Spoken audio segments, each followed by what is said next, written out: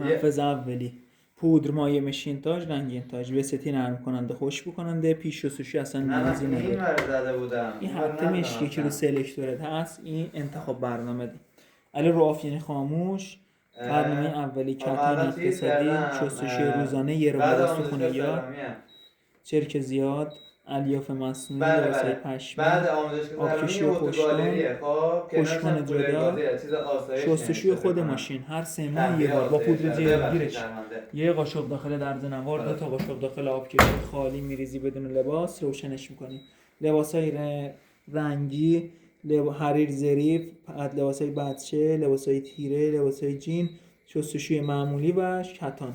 شما همین دو تا کاریش داری، یه روبی کاریش داری و یه 45 دقیقه‌ایه.